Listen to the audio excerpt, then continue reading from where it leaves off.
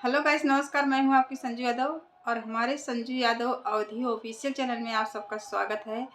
तो दोस्तों, क्या बताऊं, अगर जिस जिस सिस्टर का पति परदेश रहता है तो वो सास ननद का विरह दर्द कैसे रोती हैं, तो गीत के माध्यम से आप सबके बतावत है।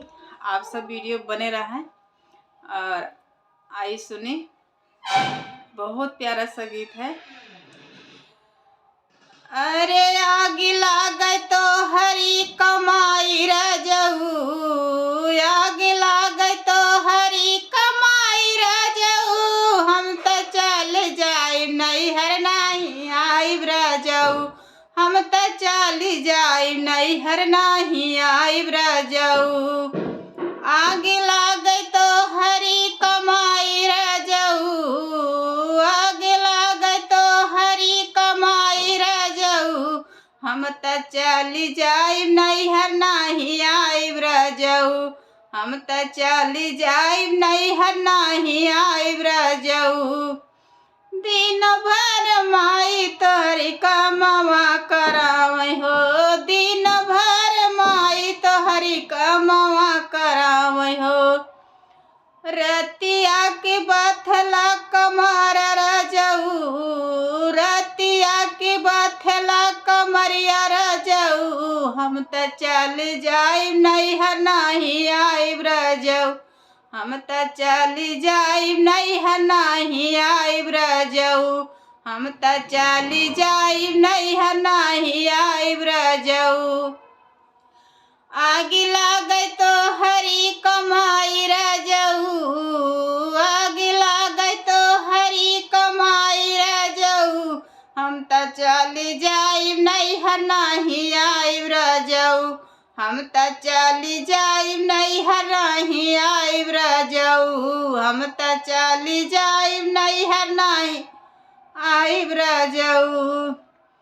दोनों बेरा भौजी तोहरी बोलिया जे बोलै हो, दोनों बेरा भौजी तोहरी बोलिया जे बोलै हो, बोलिया से सुन के लागल ई गोलिया, हम त चली जाइब नैहर नहीं आइब रजऊ, बोलिया त सुनिला करे जला गई गोली, हम त चली जाइब नैहर नहीं आइब रजऊ, हम त चली जाइब नैहर नहीं आइब रजऊ। आग लागे तो हरी कमाई रजऊ, आग लागे तो हरी कमाई रजऊ, हम त चली जाइब नैहर नहीं आइब रजऊ, हम त चली जाइब नैहर नहीं आइब रजऊ।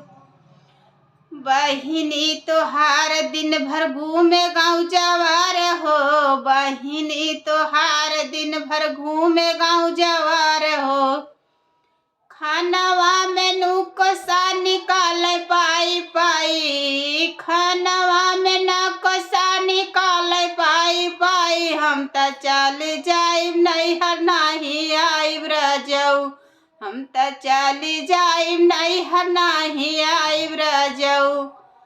आग लागे तो हरी कमाई रजऊ, आग लागे तो हरी कमाई रजऊ, हम त चली जाइब नैहर नहीं आइब रजऊ, हम त चली जाइब नैहर नहीं आइब रजऊ, हम त चली जाइब नैहर नहीं